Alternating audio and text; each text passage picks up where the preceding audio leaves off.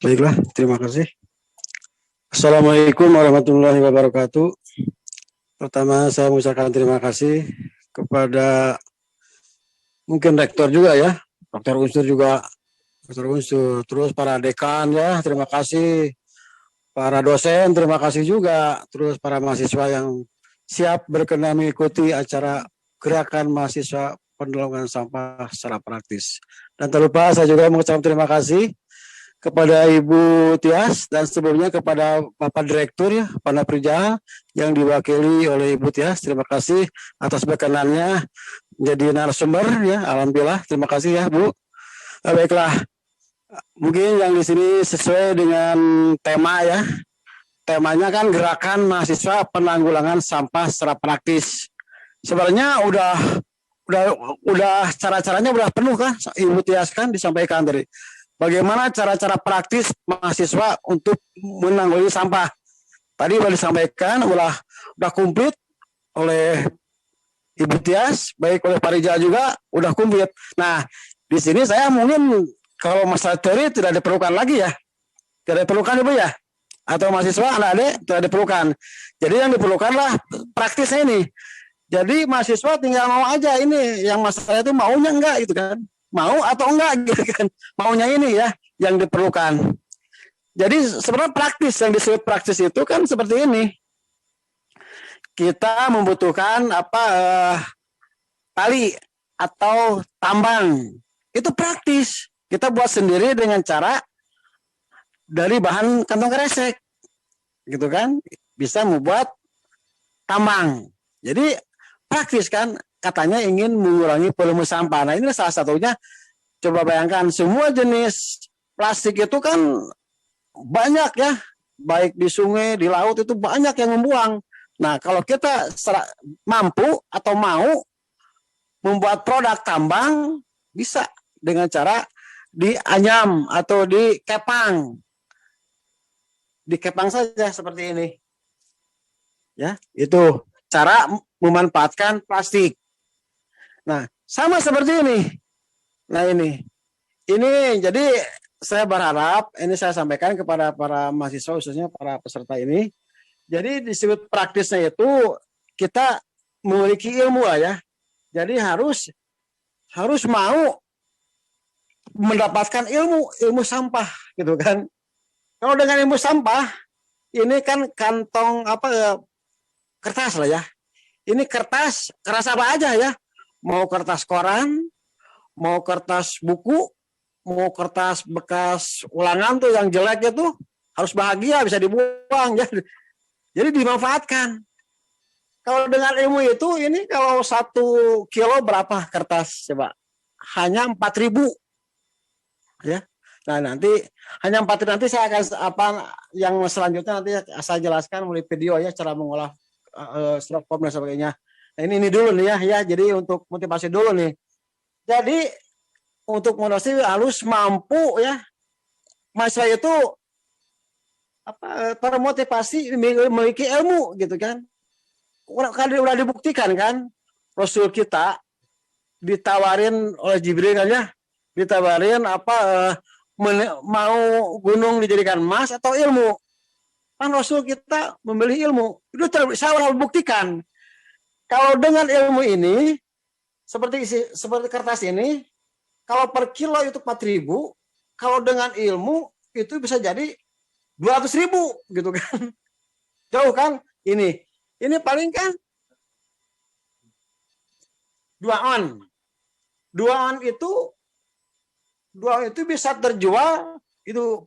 Kalau kamu nggak lupa, saya tuh Ibu Tias dulu pernah beli kan 75.000 ya Bu dulu gitu kan tuh. Bayangin 2 on 75.000, 1 kilo berapa? Gitu ya hitungannya. Itu dengan ilmu kan? Itu bukti. 2 on 75.000 seperti ini. Dulu kan Ibu Tias sendiri yang beli kan ini. Ini kan tempat buah gitu kan. Kalau nggak lupa saya waktu pameran di Balai Sidang tuh ya. Banyak para karyawan kementerian, karyawan BPS dulu tuh pada beli yang gini, sampai kehabisan saya dulu. Nah, ini bukti. Ini 70.000 saya jual. Ini hanya 2 on kertas. 2 on 75.000. Berapa ribu persen naiknya kalau dengan ilmu. Kalau hanya tanpa ilmu, hanya 4.000 per kilo. Berapa jadi? 300.000 itu. Makanya harus seperti itulah. Harus mau, harus haus lah ya. Harus haus ilmu, walaupun ilmu sampah. Jangan dikira ilmu sampah gak punya apa-apa deh. Udah ke istana lagi gini juga Ibu ya. Gitu kan. Udah ketemu presiden. Nah, makanya kalau dengan ilmu itu jangan pilih-pilih. Karena Rasul kita juga memilih ilmu, jangan memilih harta. Itu kebanyakan sekarang memilih harta ya. Padahal dengan ilmu jelas Jepang menguasai dunia. Di Jepang negara kecil, tapi ilmunya, teknologinya menguasai dunia. Nah itu makanya mudah-mudahan, mudah-mudahan mahasiswa Pasteur juga nanti dengan ilmunya yang hebat-hebat nanti semua jadi lurah minimal gitu kan ya. Jadi kalau dari Pak anak-anak mahasiswa Pasteur jadi lurah, insya Allah pertanian maju karena punya ilmunya. Kebanyakan kan banyak lurah itu dengan tidak memiliki ilmu. Padahal dia di desa. Di desa itu harus benar-benar dia ya memiliki ilmu pertanian gitu kan. Yang cocok mungkin ya alumni Pasteur gitu kan. Betul nggak? Jadi kadesnya supaya pertaniannya maju. Nah itulah berharap saya. Ini ada mahasiswa siap jadi kades gitu kan. Supaya negara kita maju, Cianjur maju gitu kan. Jangan dipegang kades tanpa ilmu pertanian. Jadi yang maju-maju pertaniannya. Nah itulah. Itu salah satu. Baiklah. Mungkin karena udah ada videonya, video cara mengolah busa styrofoam. Jadi busa styrofoam itu banyak jenisnya. Nah ini silakan videonya ditampilkan. Video cara mengolah busa styrofoam.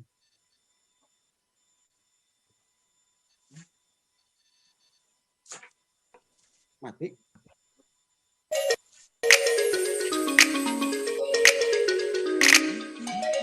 Nah ini mengolah busa styrofoam. Coba lihat. Busa styrofoam ini yang mengotori, yang mencemari sungai-sungai kebanyakan. Di mana-mana itu kebanyakan sekarang busa styrofoam ya. Sampah busa styrofoam. Karena sampah styrofoam itu berbahaya kan. Tidak bisa terurai sampai ke puluhan tahun ya. Jadi merusak lahan pertanian. Kalau dibuang ke darat, kalau dibuang ke sungai ya merusak sungai gitu kan, mengotori. Kalau ke laut ya merusak laut gitu kan. Nah itulah. Jadi padahal semua jenis styrofoam itu bisa dijadikan berbagai macam produk, bisa dijadikan ratusan macam produk gitu kan kalau mau ya. Ini cara prosesnya. Ini pertama sediakan bensin. Ini kalau mau dihancurkan ya, sediakan bensin secukupnya, lalu masukkan. Jadi kalau ukurannya itu bisa menghemat ya, satu truk busa styrofoam itu bisa hanya 1 kaleng bekas set gitu kan. Itu kan menghemat lahan pembuangan kan, lahan TPS atau TPA kalau diolah. Dan kalau udah diolah bisa jadi ratusan macam produk, bisa untuk seperti itu kan ya. Tuh lihat, ini cara mengolahnya, ditaburkan, ini cara dihancurkan. Nah ini bisa untuk bahan dinding, tuh bisa bahan dinding. Untuk mau bahan dinding, kita misalkan tidak punya bahan dinding, kita bisa buat sendiri dari bekas busa styrofoam. Itu caranya hanya dimasukkan aja ke bensin, dihancurkan ya. Itu kalau ulah seperti ini, lihat di gambar, itu bisa membuat berbagai macam produk ya. Bisa ratusan macam produk, termasuk lampu belajar, lampu hias, bisa bikin gelang, bisa bikin tasbih, bisa bikin tempat file, bisa vas bunga, bisa pot. Nah, pokoknya bisa apa aja lah kalau ini mah. Kalau itu bisa silakan, kalau ada mahasiswa yang mau tuh, itu kan bisa bikin gelang tuh kan. Nah ini bisa tempat pot ya, pot bunga. Itu pot bunga itu harganya bisa mencapai 100.000 tuh ya. Nah ini bisa tempat, nah ini pot ya. Ini dari sampah itu ya, ada dalamnya rangkanya tuh dari kaleng Dari bekas kelapa juga bisa untuk rangkanya, itu buat pot. Nah ini bisa bikin lampu ya, bisa bikin untuk bunga, pas bunga, pot, dan lain sebagainya. Nah ini silakan selanjutnya tampilkan yang lainnya apa secara praktis. Secara tampilkan, silakan. Udah? Ya gitulah ya. Jadi sebagaimana saya sampaikan tadi, jadi semua jenis styrofoam tadi itu bisa dimanfaatkan. Jadi semua jenis ya. Itu biasanya kalau adik-adik mahasiswa atau adik pelajar itu biasanya bekas sebelak tuh ya. Itu sangat banyak sekali di tempat-tempat sampah di TPA ya. Volumenya sangat tinggi sekali sekarang ya. Bekas hajatan tuh kan. Terus bekas elektronik tuh. Jadi jenis-jenis semua jenis busa styrofoam itu semuanya bisa dimanfaatkan untuk ratusan macam produk ya, seperti telah saya sampaikan tadi.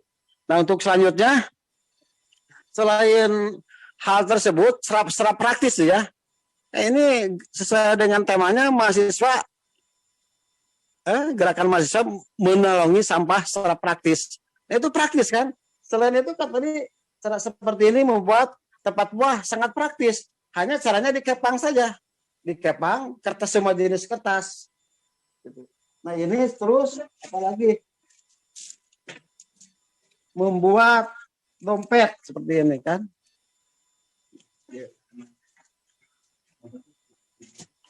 Nah ini, jadi kan di sekolah kan kalau ada, jadi kalau ada kan nanti mahasiswa kan rata-rata masih remaja gitu kan, nanti kan mau tahu akan gitu. Nah sebelum nanti supaya kalau masalah berkurang itu bisa menggunakan bekas kain. Jadi cara matanya bekas kain bikin sendiri, bikin dompet. Hanya menggunakan bekas karton. Jadi kan dompet seperti ini. Ya, ini bisa bikin dompet. Bisa bikin dompet untuk cendera mata. Bahannya dari bekas karton. Terus dibungkus bekas kain. Jadi dompet. Seperti ini. Jadi dompet. Ini cara praktis kan. Ini mulai pasang pakai. Ingin apa supaya kita bisa mengembangkan kebudayaan masyarakat ya. Ini lagi. Nah, bikin senang nih, Pak ya. Seperti bikin senang. Ini kan kebanyakan kan kita punya senang untuk di ruangan. Ini bisa memanfaatkan bekas tambal ban ya, bekas karet ban ya, ban dalam. Nah ini pakai karton dulu, terus atasnya bekas plastik. Banyak sekali, makanya di media sampah itu berbagai jenis sampah itu sangat kaya ya, kaya warna ya, kaya bahan gitu, ada banyak sekali di sampah itu. Jadi bisa untuk membuat senar ruangan, sangat kuat ini.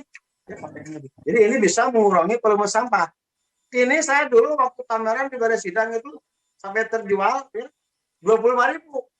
Kadang-kadang sebelah bisa laku 10.000. Karena kebanyakan guru-guru itu untuk contoh.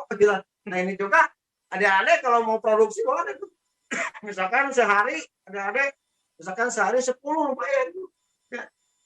Orang itu kadang-kadang bukan melihat produk hasil produk ya, ini kreatifnya kan. Kan jadi yang namanya peduli itu karena saya juga dari dulu karena kan bisa untuk berkarya sendiri, beli produk dari hasil saya jual termasuk peduli kan, katanya ingin mengurangi ya sebagaimana diperlihatkan dulu oleh kantor Kementerian Hidup sampai memborong gitu ya produk dari sampah. Mungkin kalau lihat kebutuhannya dia kurang butuh, tapi karena peduli dan manfaat produknya. Jadi kalau membuat produk itu jangan produk seni pakai, seni murni, jangan. Karena kalau seni murni itu bahannya lah dari bahan yang lain, dari emas segala macamnya. Kalau seni murni harus membuat produknya seni pakai, jadi dipakai lah ya. Sebenarnya bisa dipakai. Nah itu jadi insya Allah orang mau membeli kalau berguna gitu kan. Kalau tidak berguna, kalau untuk hanya pajakan terus apa mungkin orang ekor gitu kan ya. Orang kadang-kadang nggak mau kan, kadang-kadang gitu kan. Kalau untuk pajangan itu dipakai nggak apa-apa kan. Jadi nah ini daripada cara memanfaatkannya sebelum dibuang.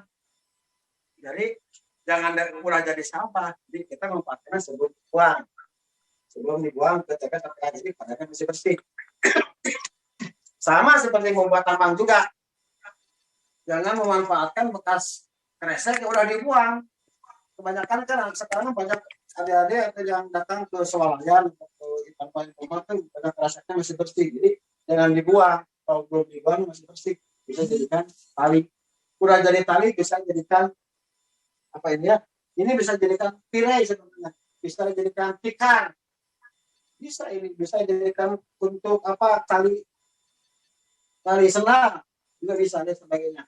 Nah, lagi banyak ya.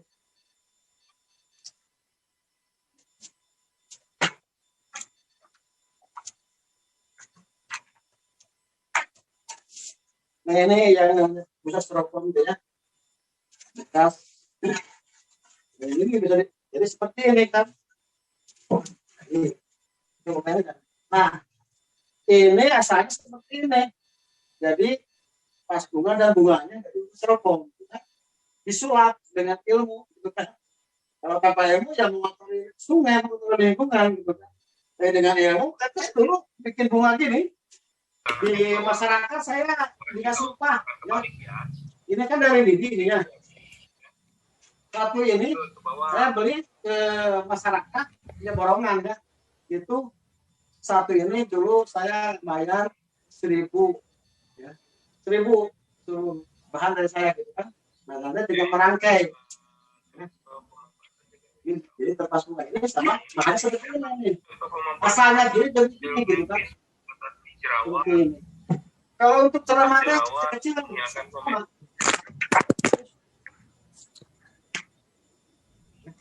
Itu dari mana? Kesimpulan sendiri Pak sama mata seperti ini. Ini kalau lumayan sebagian bisa terjual sampai 5.000 bayangin bahannya apa seperti ini bahan dari ini. Ya. Bahasa. Nah, tertarik nggak? Ini sebenarnya sangat murah. Bahan dari bekas rokok. Kita peduli lingkungan, mengurangi penggunaan sampah, jadi produk. Produknya jadi pemberdayaan, jadi UKM gitu kan, luas. Ya. Nah, ini. Jadi kalau dibuat mungkin mahasiswa bisa gerakan membuat produk dari styrofoam. Itu secara praktis membuat pas bunga, membuat cendera mata bisa ada secara praktis ya. Membuat dari bahan ini kesini jadi begini. Itu bisa praktis. Selain itu juga ini ada ini toples ya. Nah ini sama. Coba ada ini praktis sekali, nggak ada yang susah ya. Ini membuat toples tuh kan. Ini hanya menggunakan potongan kaca. Potongan kaca itu kurang bernilai. Ini juga sama menggunakan busa styrofoam untuk pengikatnya. Jadilah toples. Ini bisa terjual minimal 10.000. Minimal kakak bokong di dekat kosan gitu kan. Terus ya. Ya minimal dikasih sama kacang pasti mau. Coba kalau masih jadi sampah mungkin dimarahi dikasihkan. Nah minimal seperti itu cara memanfaatkan sampah, cara memanfaatkan limbah. Ya yang anggur sama ya. Kalau dikasih pacar sama yang ini mau kan? Itu enggak? Pasti mau. Coba kalau anggur dikasihnya berupa sampah, berupa apa kaca pasti berlebar gitu kan. Nah itu minimal seperti itu manfaatnya seperti itu. Jadi membuat produk itu bermanfaat, ini praktis. Apa susahnya coba membuat seperti ini? Kacanya udah banyak kita pakai kaca. Diminta dikasih sama kaca. Enggak. Ini plastik apa bisa styrofoam ininya pengikatnya. Bisa motifnya terserah. Mungkin adik-adik mahasiswa lebih bagus kan motifnya kan daripada motif Pak Ali, desain Pak Ali. Nah itulah ini membuat toples Jadi toples juga banyak jenisnya. Mau yang besar, kecil sekali untuk cenderamata, untuk toples apa tempat uang, tempat makanan juga nggak apa-apa karena kaca kan bersih-bersih. Walaupun produknya dari bahan limbah, ya, tapi karena limbahnya kita bukan limbah yang sudah lari ke TPS, kan kita tujuannya untuk mengurangi volume sampah. Jadi cara memanfaatkan juga harus sebelum dibuang ke TPS atau TPA, jadi mesti bersih. Pokoknya sebelum dibuang kita manfaatkan. Jadi keadaannya masih bersih. Inilah, jadi bisa dimanfaatkan dan keadaannya bersih. Bisa untuk toples makanan juga bisa karena bersih. Segera. Apalagi, nah ini tirai.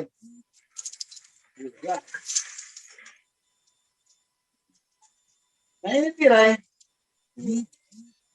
Tirai juga bisa kan. Jadi styrofoam. Ini satu macamnya dari styrofoam udah banyak manfaatnya. Nah, ini. Sama, tinggal mau caranya sama seperti tadi yang di video kan, caranya sama dihancurkan. Kalau tidak dihancurkan bisa caranya bikin bantal.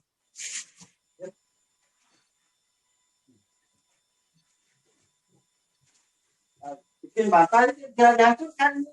Kadang-kadang ibu-ibu atau adik yang mau pakai bensin dan jadi bisa secara begitu dihancurkannya menggunakan paludan. Jadi isi bantal. Ini kan kita ingin tujuannya saat habis ini mengurangi volume sampah. Ini caranya bisa untuk isi bantal dengan cara tidak dihancurkan pakai bensin dan lain sebagainya. Jadi tinggal sekarang kemauan saja untuk mengolah sampah. Bikin dompet sama ya bisa bikin dompet seperti ini. Nah, ini sama. Itulah mudah-mudahan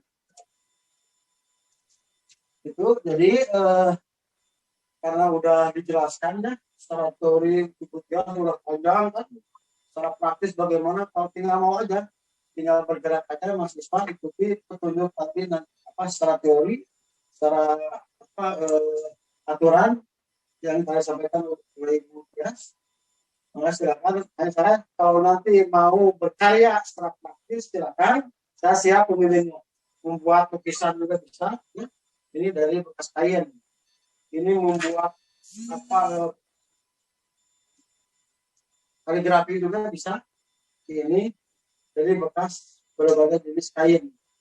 Berbagai jenis plastik bisa untuk bahan.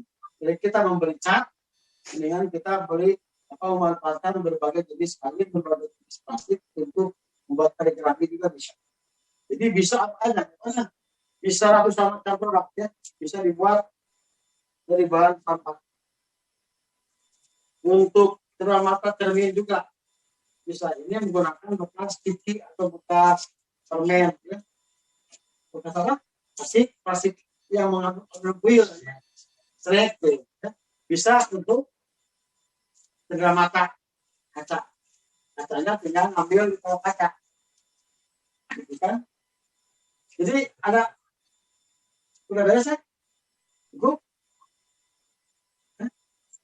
Sudahkah ada pertanyaan? Ini Pak ya kembali ke belakang, barangkali ada pertanyaan silakan enggak? Karena udah semuanya udah dijelaskan oleh kementerian secara praktis, teori-teorinya, undang-undangnya, aturannya, regulasinya segala macam udah tinggal diklik aja, tinggal dilihat lagi, ya udah beres.